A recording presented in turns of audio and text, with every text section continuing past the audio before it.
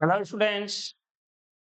तो class 10th के ICSC जो सेक्शन है अपना प्लेलिस्ट का, उसमें करंट इलेक्ट्रिसिटी के 10th लेक्चर में आज हम आपका वेलकम करते हैं अपने यूट्यूब चैनल पर भी। और आज हम स्टार्ट करेंगे बेसिकली जहां तक लास्ट टाइम हुआ था, फैक्टर क्या क्या इफेक्ट करते हैं रेजिस्टेंस को। आज हम डिस्कस करेंगे conductance, conductivity and specific resistivity. मैंने पहले भी कहा था लेक्चर्स थोड़े से जो आपके हैं वो मैं छोटा छोटा बना रहा हूं, नंबर ऑफ लेक्चर्स इसकी वजह से ज्यादा हो जाते हैं, लेकिन कम से कम ये होता है कि आपने इतना देख लिया, चलिए टाइम है आगे देख लिए, उसके बाद टाइम है थोड़ा और आगे चले गए, तो ये थोड़ा सा एडवांटेज होता है आपके लिए, ये मैं सोचता हूं। बाकी आप क्या सोचते हो कमेंट्स करके जरूर बताएं। चैनल को सब्सक्राइब नहीं किया है तो जरूर कर लें, बेल आइकन यूज करें। और चलिए हम बात करने जा रहे हैं अब अपने टॉपिक्स की, और वो है यहाँ पे conductance.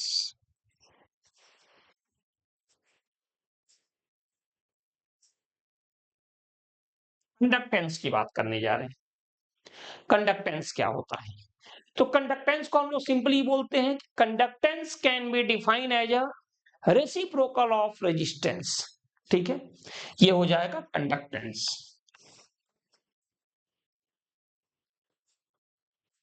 Conductance equal to reciprocal of resistance.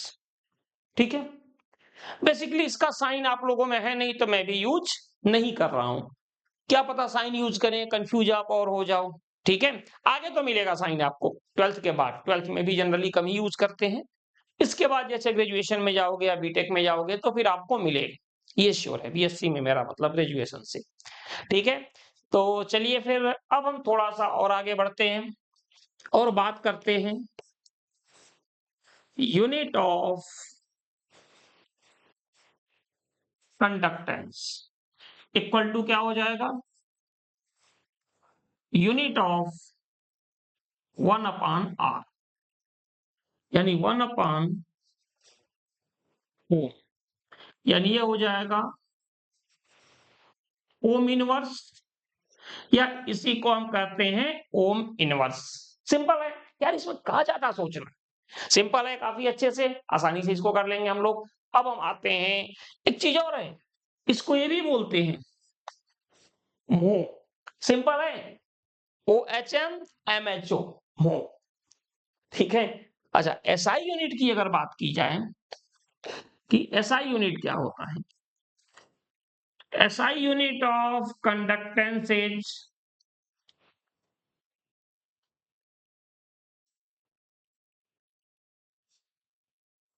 साइमेंस, और इसको कैपिटल एस से डिनोट करते हैं, जैसे ओम का साइन होता है ना, उसी तरह से इसका भी साइन एस होता है, कैपिटल एस। तो आई थिंक क्लियर है, कोई भी डाउट इसमें आपको कहीं पर? मुझे नहीं लगता, क्योंकि काफी इजी है। तो क्लियर है, conductance is the reciprocal of resistance. ठीक है, यूनिट क्या होता है, एसआई यूनिट होता है साइमेंस। ठीक है, और ओम इनवर्स बोलते हैं इसको, MHO वो भी बोलते हैं कंडक्टेंस को हम लोग। ठीक है, अब हम आगे बढ़ते हैं, तो बात करने जा रहे हैं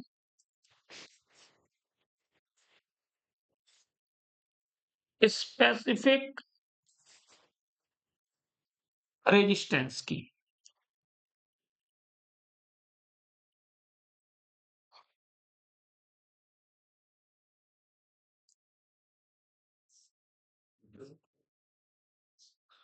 स्पेसिफिक रेजिस्टेंस, स्पेसिफिक रेजिस्टेंस क्या होता है? तो देखिए, अगर स्पेसिफिक रेजिस्टेंस की बात करें हम थोड़ा सा, तो ये क्या होता है, या फिर इसी को हम क्या बोलते हैं, स्पेसिफिक रेजिस्टेंस और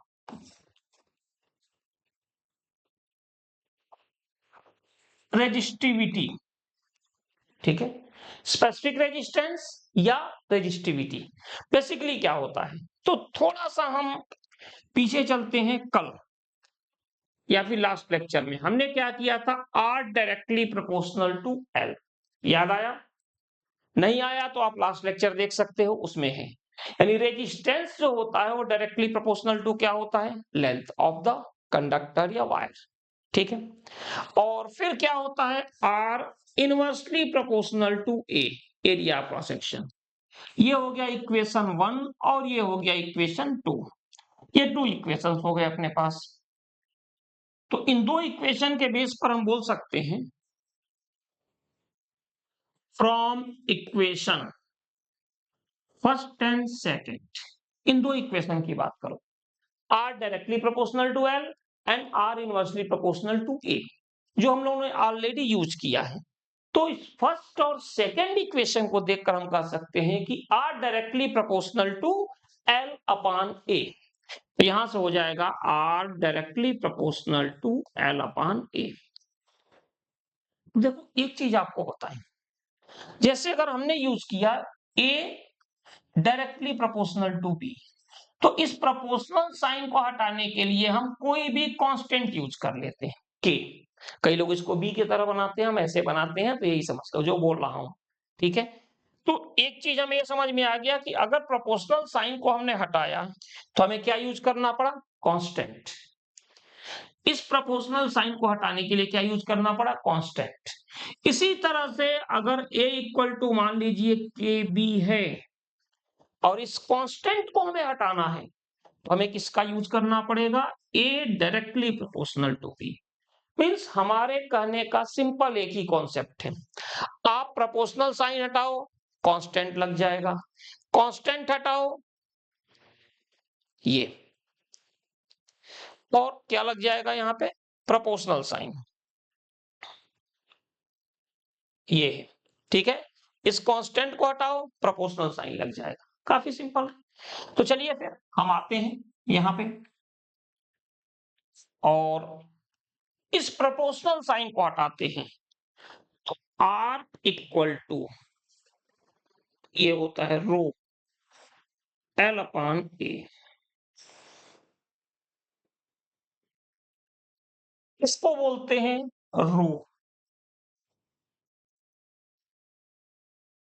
रो बोलते हैं इसको, ठीक है। और हम क्या कहते हैं, where rho is constant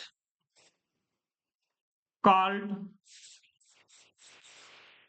specific resistance, specific resistance बोलते हैं, ठीक है।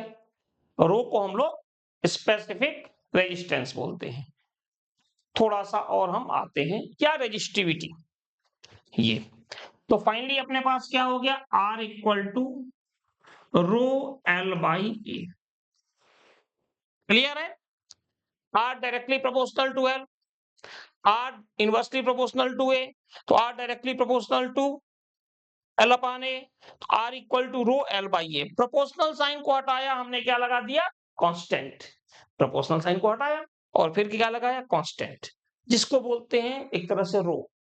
आप फिजिक्स में इसमें डेंसिटी के लिए भी यही साइन यूज होता है, कई जगह डी होता है और कई जगह यही सेम साइन हम डेंसिटी में यूज करते हैं। तो रो को हम कांस्टेंट मानते हैं, स्पेसिफिक रेजिस्टेंस, तो आर इक्वल टू क्या हो गया, रो एल बाई ए। कई बार ये पूछते हैं कि what is resistivity, what is definition और व्हाट इज स्पेसिफिक रेजिस्टेंस। तो हम यहां पे आ जाएंगे, R equal to rho L by A, ये अपने पास डेफिनेशन हो गया। इसमें हम क्या करते हैं, एज्यूम कर लेते हैं if L equal to 1 metre and A equal to 1 metre square, length को एज्यूम कर लिया 1 मीटर और एरिया को 1 metre square, R equal to यहां से क्या हो जाएगा, रो।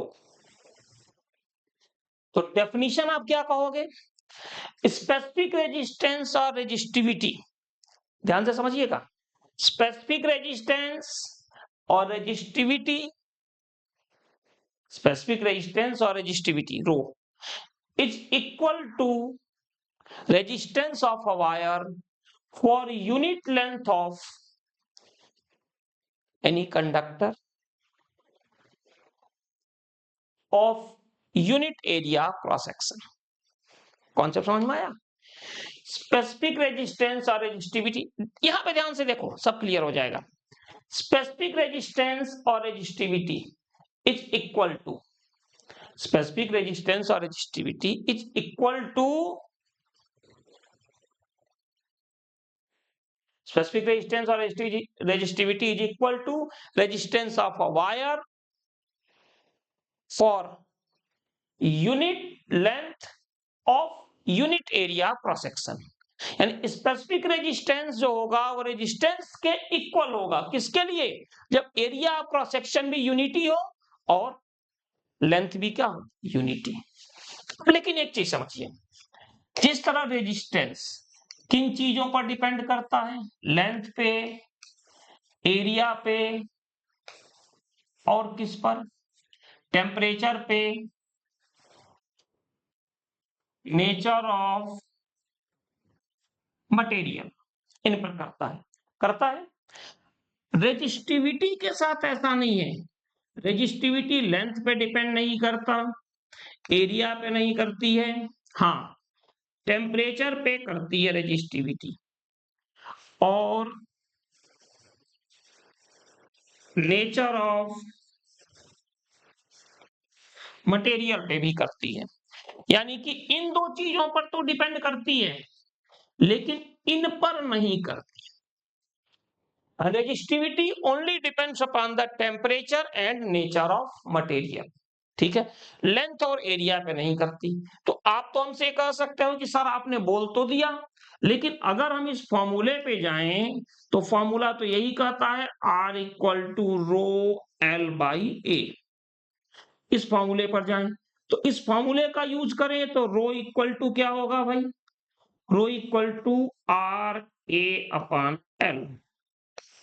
और आप कहोगे देखो सर, आपकी बात अगर हम मान भी लें, आपकी बात मान लें तो रो देखिए ए पर भी डिपेंड कर रहा है और एल पर भी कर रहा है, और आप तो यहां कह रहे हो कि लेंथ और एरिया पर नहीं कर रहा है। तो ध्यान से समझिएगा, अगर हम इस एरिया को इंक्रीज करते हैं तो रेजिस्टेंस, ये जो रेजिस्टेंस है ना, ये डिक्रीज हो जाता है। अगर इस फॉर्मूले पर जाइएगा तो rho equal to R A upon L, तो अगर आपने एरिया को इंक्रीज किया तो रेजिस्टेंस उसी रेशियो से डिक्रीज हो जाता है, ठीक है। और अगर आपने लेंथ को इंक्रीज किया तो आर भी इंक्रीज हो गया। जैसे फॉर एग्जांपल अगर हम ये मान लें, थोड़ा सा समझिए इसको, rho equal to R A upon L, ठीक है। तो हमने क्या किया कि एरिया को डबल कर दिया, 2a कर दिया। तो हम क्या देखते हैं कि यहां पे एरिया को जो ही हमने 2a किया, इस एरिया, ठीक है, हमने क्या किया, इस एरिया को यहां पे आर तो वही है, एरिया को ए से हमने 2a कर दिया, आर वही नहीं है, बता रहा हूं मैं आपको, और लेंथ को एल, तो रेजिस्टेंस आर बाई 2 हो जाता है। और अब आप देखो बड़े आसानी से ये 2 से 2 कैंसिल हो गया। कॉन्सेप्ट समझो जो मैं बता रहा हूं, एरिया को आपने डबल किया, ए से कितना कर दिया? 2a, तो जो रेजिस्टेंस है वो क्या हो गया? R बाई 2 हो गया। इसी तरह अगर आपने लेंथ को क्या कर दिया? 2l, यहां से, तो रो इक्वल टू a, और जहां पे l है उसको आपने क्या कर दिया? 2l, तो रेजिस्टेंस भी क्या हो गया? 2R हो गया, और फिर यहां पे इससे कैंसिल हो गया। यानी यहां पर हमें आपको ये बताना है कि आप फॉर्मूले पर नहीं जाओ। फॉर्मूले को आप देख रहे हो rho equal to R A by L, तो हमने तो बोल दिया कि लेंथ पे डिपेंड नहीं करता, एरिया पे नहीं करता, लेकिन फॉर्मूला तो कर रहा है। ऐसा नहीं है, एरिया को आपने डबल किया तो रेजिस्टेंस हाफ हो जाएगा, देखो फिर 2 से 2 कैंसिल हो गया। एरिया को 3 टाइम्स करोगे रेजिस्टेंस 1/3 हो जाएगा, एरिया को 4 टाइम्स करोगे रेजिस्टेंस 1/4 हो जाएगा, ठीक है। इसी तरह से लेंथ को आपने 2l किया तो ये भी 2R हो गया, लेंथ को 3l किया, ये भी 3R हो गया। मीन जितना ज्यादा लेंथ बढ़ेगा रेजिस्टेंस भी उसी रेशियो से इंक्रीज हो जाएगा। तो याद रखिएगा, रेजिस्टेंस लेंथ पर डिपेंड करता है, एरिया पर करता है, नेचर ऑफ मटेरियल पे करता है, एंड टेम्परेचर पे करता है, 4 चीजों पर। इन 4 में से लेंथ एरिया को निकाल के बाहर फेंक दो, अब क्या बचा? नेचर ऑफ मटेरियल है टेम्परेचर। तो जो रेजिस्टिविटी या स्पेसिफिक रेजिस्टेंस है ये केवल nature of material and temperature पर डिपेंड करता है। ठीक है। अब इसके बाद एक चीज और आती है, और वो आती है, बहुत फेमस नाम है, कंडक्टिविटी। कंडक्टिविटी को हम डिनोट करते हैं, ये सिग्मा का साइन होता है। एक सिग्मा का साइन आपने ऐसे भी देखा होगा। ठीक है। इस नाम से मेरी कोचिंग भी है झांसी में, सिग्मा फिजिक्स। ठीक है। यही साइन यूज करते हैं, समेशन का है बेसिकली, ये भी है। और आपको बताएं ये भी है, रो सॉरी सिग्मा इक्वल टू 1 यानी व्हाट इज कंडक्टिविटी? तो conductivity is the reciprocal of resistivity denoted by sigma. ठीक है। अब आप देखिए, मीन जितनी ज्यादा रेजिस्टिविटी बढ़ेगी कंडक्टिविटी उतनी ही कम होगी। जितना ज्यादा ट्रैफिक होगा कन्वेंस आपका उतना कम होगा, सिंपल है। Resistivity means traffic. जितना ज्यादा रेजिस्टेंस होगा कंडक्टेंस उतना ही कम होगा। इसीलिए इंसुलेटर का रेजिस्टेंस बहुत ज्यादा होता है, क्योंकि कंडक्टिविटी या कंडक्टेंस नहीं के बराबर होता है। कंडक्टर में रेजिस्टिविटी या रेजिस्टेंस काफी कम होता है, इसीलिए हम क्या देखते हैं कि कंडक्टिविटी या कंडक्टेंस ज्यादा होता है। अब हम आते हैं यहाँ पे यूनिट ऑफ, अगर हम यहाँ पे देखें तो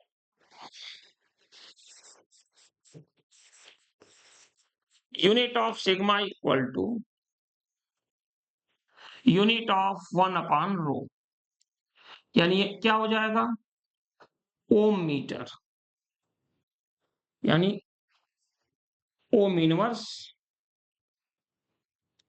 मीटर इनवर्स। या फिर एक तरह से भी करते हैं siemens inverse, sorry siemens inverse नहीं, ये होगा siemens metre inverse, siemens metre inverse ये होता है। तो ये हो गई अपनी कंडक्टिविटी। ठीक है। Conductivity is the reciprocal of resistivity. अच्छा, इन सब में एक चीज और आता है, और आपने शायद नाम इसका सुना होगा,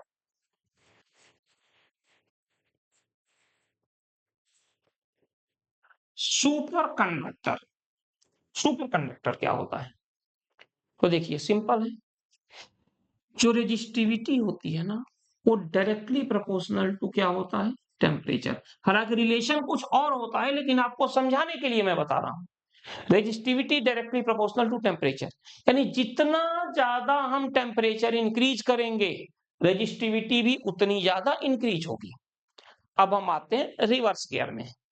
अब हम टेम्परेचर को डिक्रीज कर रहे हैं तो रेजिस्टिविटी भी क्या होगी? डिक्रीज होगी। और कंडक्टिविटी जो होती है वो क्या होती है? Inversely proportional to resistivity. Conductivity sorry equal to conductivity equal to, तो हम क्या लिख सकते हैं यहाँ पे कि जो कंडक्टिविटी होगी वो इनवर्सली प्रोपोर्शनल टू क्या होगा? टेम्परेचर। क्लियर है?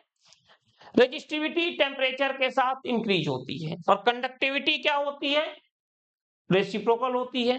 तो अगर इसको यहां पे पुट कर दें यहां पे, तो क्या हो जाएगा? Conductivity is inversely proportional to temperature. आप अगर टेम्परेचर को डिक्रीज करते गए तो कंडक्टिविटी क्या हो गई? इंक्रीज होती गई, इंक्रीज होती गई। आप कंटिन्यूस डिक्रीज करते गए, ये कंटिन्यूस इंक्रीज होती गई, डिक्रीज करते गए, डिक्रीज करते गए। एक कंडीशन ऐसी आती है कि जब ये रेजिस्टिविटी क्या हो जाती है? टेम्परेचर डिक्रीज करते करते रेजिस्टिविटी क्या हो जाती है? जीरो। और अगर रेजिस्टिविटी जीरो हो गई तो कंडक्टिविटी क्या होगी? इनफाइनाइट। एक कंडीशन ऐसी आती है कि जब रेजिस्टिविटी जीरो हो जाती है तो कंडक्टिविटी क्या होती है? इनफाइनाइट।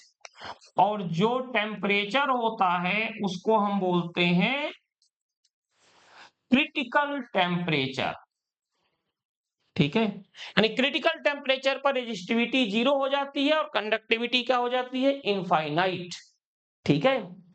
और उस कंडीशन में जो हमारा कंडक्टर होता है, ठीक है, वो किस में कन्वर्ट हो जाता है? जो कंडक्टर होता है ये कन्वर्ट हो जाता है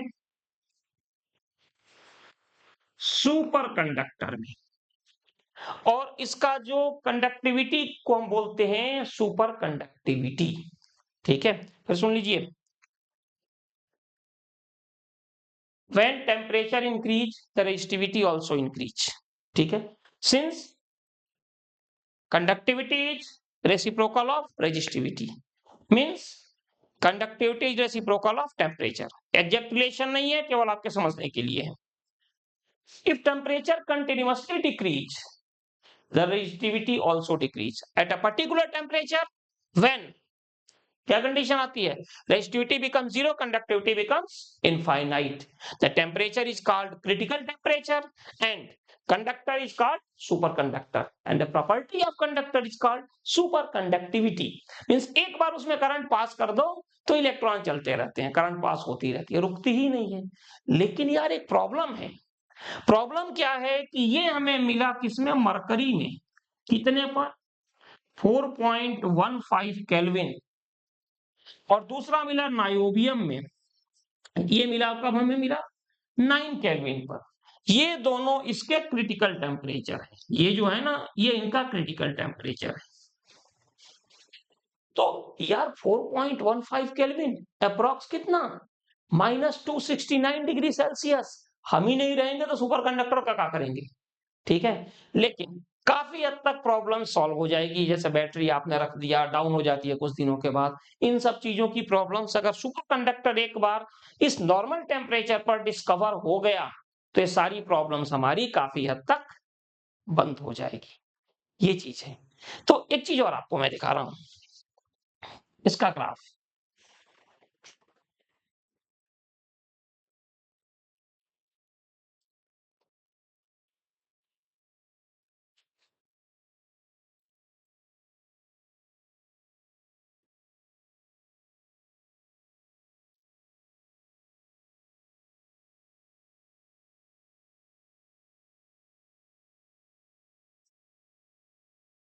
तो ये है रेजिस्टिविटी और एक इसमें है ओम मीटर। ठीक है, इनवर्स, और ये टेम्परेचर है, लेकिन इसको याद रखिएगा ये केल्विन में है। और अगर हम देखें यहाँ पे 1 2 3 4 5 6 7 8 9 एंड 10, तो हम क्या देखते हैं यहाँ पे कि ये कुछ ऐसे आता है, कुछ इस टाइप से बनता है, और ये है इसका क्रिटिकल टेम्परेचर 4.15 केल्विन, और ये है मरकरी। यानी कि आप कंटिन्यूअस टेम्परेचर डिक्रीज करते जा रहे हो तो रेजिस्टिविटी भी क्या हो रही है, डिक्रीज। जो ही आप 4.15 केल्विन पे आए, रेजिस्टिविटी क्या हो गई, जीरो, तो कंडक्टिविटी क्या हो गई, इनफाइनाइट। ये सुपर कंडक्टर के साथ होता है। ठीक है, तो आपका ये पोर्शन खासतौर से रेजिस्टेंस और ये जो आज का था वो खत्म हो गया। मिलते हैं अगले लेक्चर में, वीडियो को जरूर शेयर करें, और बाकी आप लोगों का सहयोग कंटिन्यूअस बना रहे। ठीक है, चलिए फिर नेक्स्ट लेक्चर में मिलते हैं। Thank you.